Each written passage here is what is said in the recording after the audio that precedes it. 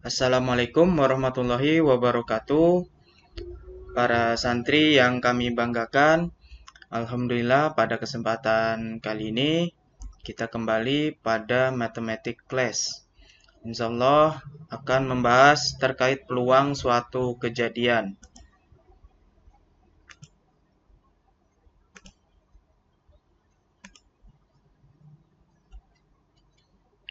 Baik para santri semua, terkait peluang suatu kejadian itu merupakan peristiwa yang terjadi akibat adanya suatu eksperimen atau percobaan. Nah, terkait peluang suatu kejadian ini, ada yang namanya ruang sampel. Nah, apakah itu ruang sampel? Maka kita dapat pelajari melalui contoh soal berikut. Nah, pada pelemparan satu buah dadu, tentukanlah yang A ruang sampel, yang B kejadian munculnya mata dadu genap. Nah, jadi kalau berkaitan dengan pertanyaan yang A, ruang sampel, maka kita akan amati itu pada dadu ya. Jadi kalau dadu itu terdapat 6 bidang yang isinya itu atau titik pada dadu itu ada 1, 2, 3, 4, 5, dan 6. Nah, artinya ruang sampelnya ini yang dituliskan dalam ruang kurung kurawal ini. Jadi 1, 2, 3, 4, 5, dan 6. Itu dinamakan dengan ruang sampel. Nah, kemudian untuk yang B-nya, kejadian munculnya mata dadu genap. Jadi kalau kita lihat mata dadu genap itu, kalau pada dadu itu berarti adalah 2, 4, serta 6 ya. Nah, jadi ada 3 dia munculnya mata dadu genap. Oke, di sini saya akan tambahkan di sini koma 6. Nah, gitu. Nah, jadi kalau berkaitan dengan mata dadu genap berarti 2, 4, 6. Kalau ganjil berarti adalah 1, 3, 5.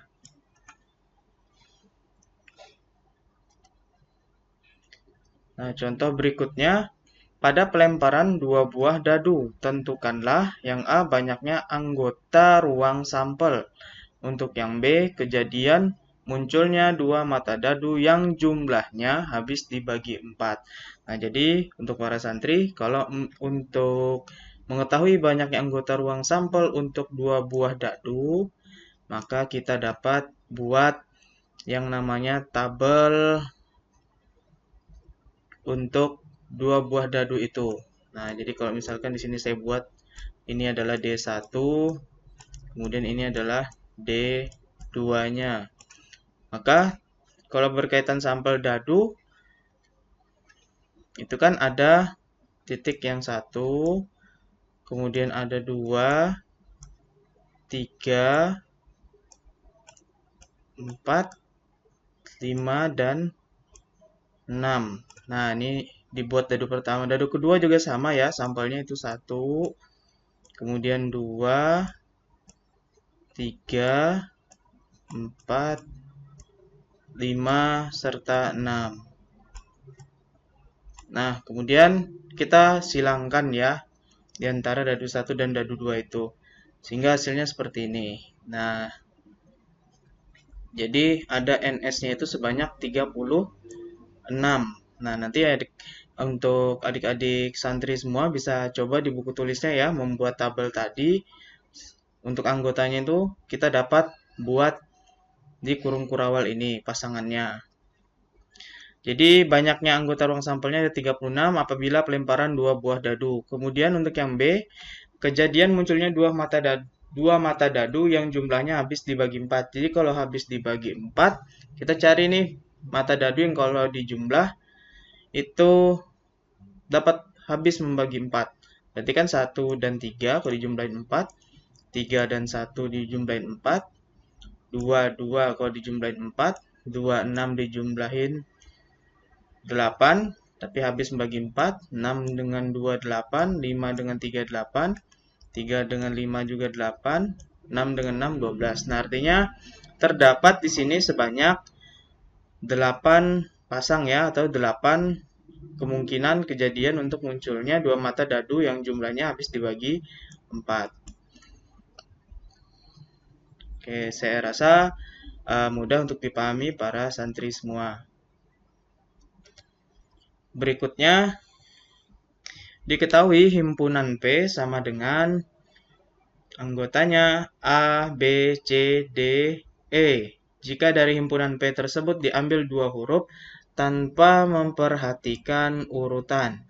Kalau kemarin kita belajar tanpa memperhatikan urutan itu berarti masuk ke dalam kombinasi. Nah, tentukanlah yang A banyaknya anggota ruang sampel, yang B kejadian terambilnya huruf vokal, dua huruf vokal, kejadian terambilnya dua huruf konsonan. Nah, maka kita jawab yang A dulu ya, banyaknya anggota ruang sampel. Karena mau diambil dua huruf tanpa memperhatikan urutan, berarti kita kombinasikan 2 dari 5. 5-nya itu adalah banyaknya anggota himpunannya, yaitu A, B, C, D, E. Sehingga kita peroleh hasil dari kombinasi 2 dan 5 itu adalah 10.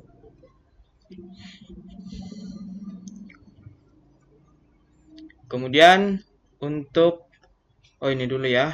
Jika dicacah ke 10 anggota ruang sampelnya adalah ada AB, AC, AD, AE, BC, BD, BE, CD, CE, dan DE. Totalnya ada 10 untuk anggota ruang sampel yang diperoleh dari perhitungan kombinasi tadi. Berikutnya untuk yang B, untuk ini kemungkinan terambilnya dua huruf vokal. Berarti kalau huruf vokal itu tadi yang muncul adalah A dan E. Nah, berarti di sini kombinasi 2 dari 2. 2 ini mau diambil 2, terus banyaknya vokal itu kan ada 2. Jadi diperoleh banyaknya kejadian muncul pada huruf vokal itu ada 1. Nah, jika dicacah anggota kejadian A-nya adalah A, E. Nah, jadi hanya ada satu pasang. Kemudian untuk yang C, huruf konsonan. Jadi kalau huruf konsonan itu tadi ada B, C, serta D. Jadi banyak huruf konsonannya ada 3. Mau diambil 2 tanpa memperhatikan urutan, maka gunakan kombinasi 2 dari 3. Diperoleh hasilnya adalah 3. Nah, jika dicacah, ketiga anggota kejadian B adalah BC, BD, serta CD.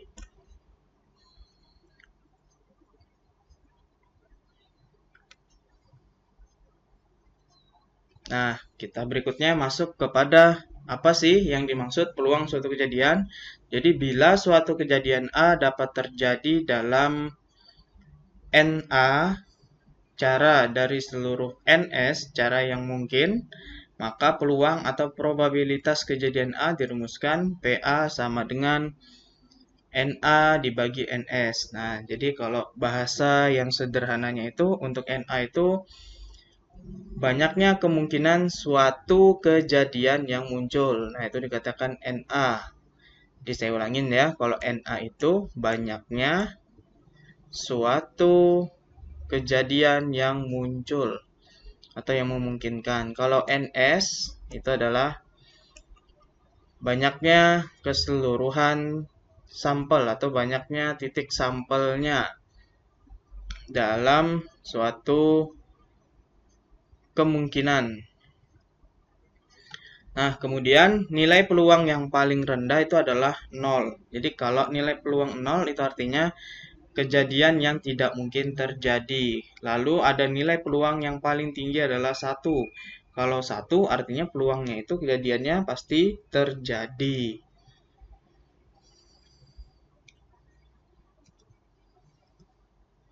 Oke, kita masuk pada contoh soal yang pertama atau contoh soal 1. Sebuah dadu dilemparkan 1 kali. Tentukanlah peluang munculnya mata dadu ganjil. Nah, seperti ini ya. Untuk penyelesaiannya dituliskan NS 6. NS itu kalau kita tuliskan sampelnya 1, 2, kemudian 3, 4, 5, dan 6. Nah, ini adalah dari sampel dadu. Nah, lalu untuk kejadian munculnya mata dadu ganjil, berarti kalau yang ganjil kan kita tandain di sini 1, 3, serta 5. Jadi banyaknya adalah 3. Maka untuk peluangnya kejadian A, NA per NS sama dengan 3/6 atau disederhanakan setengah atau 1/2. Contoh soal yang kedua, 2 buah dadu dilemparkan 1 kali. Tentukanlah peluang munculnya 2 mata dadu yang jumlahnya habis dibagi 6.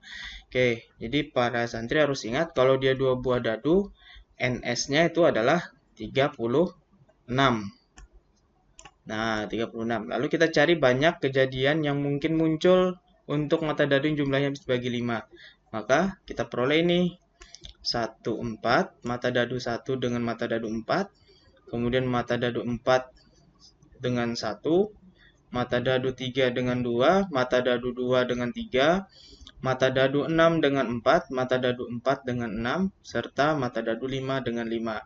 Nah, ini sebanyak 7 ya yang munculnya NA-nya. Lalu kita bisa peroleh peluang kejadiannya atau PA sama dengan NA per NS sama dengan 7/36.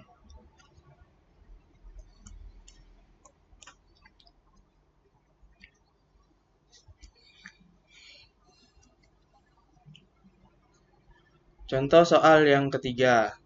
3 buah angka diambil secara acak dari angka-angka pada himpunan A yang anggotanya 1, 2, 3, 4, 5, 6, 7, 8.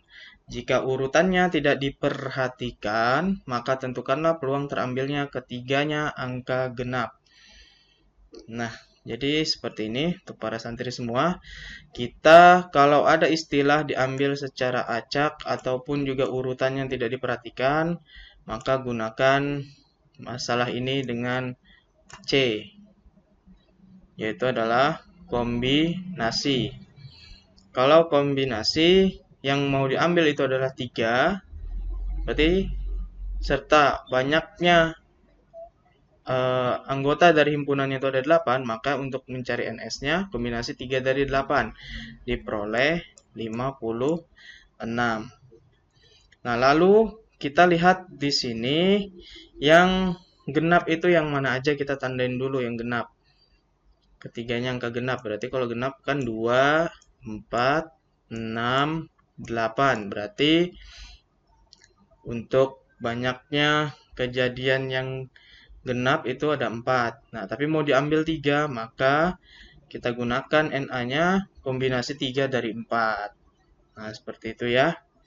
Kok tiba-tiba di NA itu hanya 4, kok nggak 8? Nah, karena 4 itu angka genap. Angka-angka yang genap, 4 itu banyaknya angka-angka genap. Lalu 3 itu mau diambil 3 angka ya di genap itu. Sehingga diperoleh NA-nya adalah 4. Lalu gunakan peluang suatu kejadian atau PA, NA per NS sama dengan 4/56 sama dengan 1/14. Nah, seperti ini cara penyelesaiannya ya, para santri semua. Kita lanjutkan contoh soal yang keempat. Dari 8 orang calon pengurus suatu yayasan terdiri dari 5 pria dan 3 wanita. Akan dipilih 3 orang untuk menjadi ketua, sekretaris, dan bendahara. Tentukanlah peluang terpilihnya lelaki semua dari ketiga jabatan tersebut. Ingat, kalau berkaitan dengan suatu jabatan ataupun juga susunan calon pengurus, maka yang digunakan adalah P, yaitu permutasi. Nah, kandidat dari pria itu ada 5 orang, wanita 3. Nah, tetapi yang mau dibentuk itu lelaki semua. untuk ketiga jabatan. Berarti untuk yang pria, kita gunakan permutasi 3 dari 5. Diperoleh, di sini adalah 60.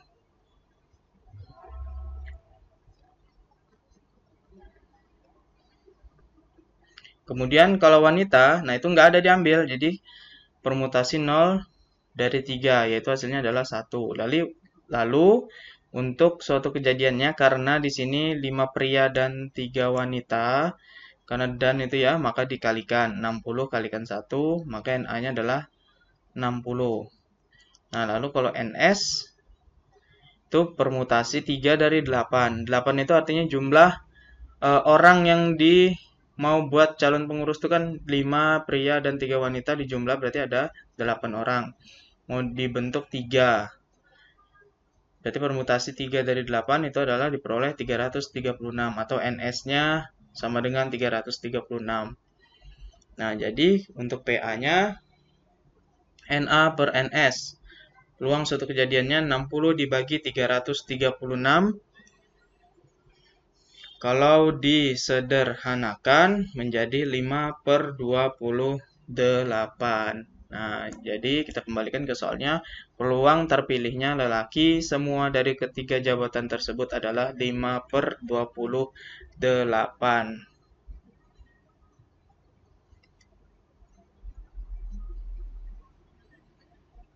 Berikutnya, contoh soal yang kelima. 5 orang remaja terdiri dari 3 pria dan 2 wanita akan berdiri secara acak membentuk satu barisan. Tentukanlah peluang formasi barisan mereka berselang-seling antara pria dan wanita. Oke, ini kalau kita ilustrasikan, misalkan ini ada tempat ya. 1, 2, 3, 4, 5. Ada barisan di sini. Nah, mau dibikin selang-seling.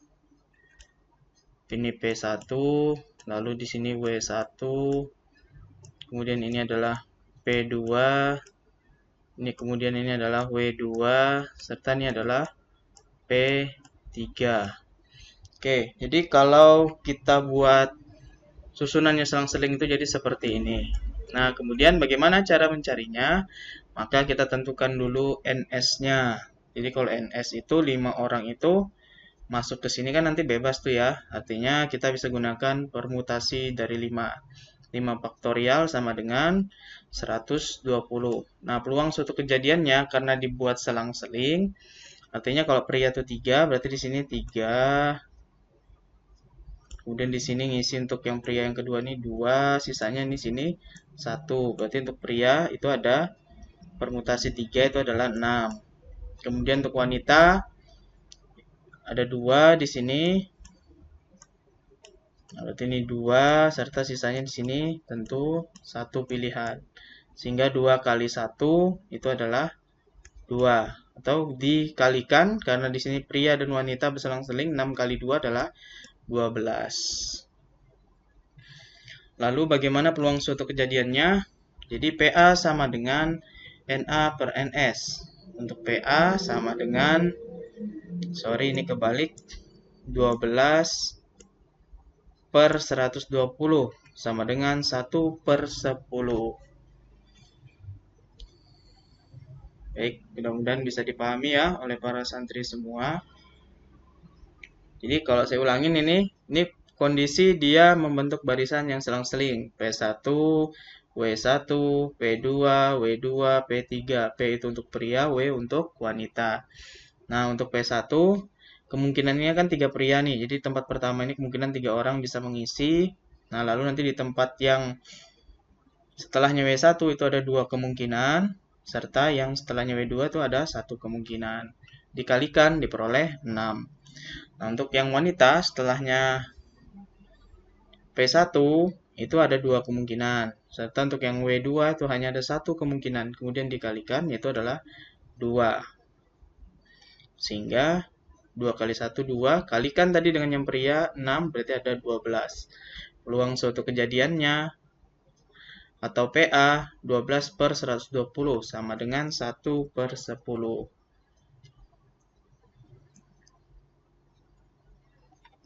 Baik, para santri, ini saja mungkin yang dapat saya sampaikan. Semoga dapat bermanfaat. Tetap semangat dalam belajar. Terima kasih. Wassalamualaikum warahmatullahi wabarakatuh.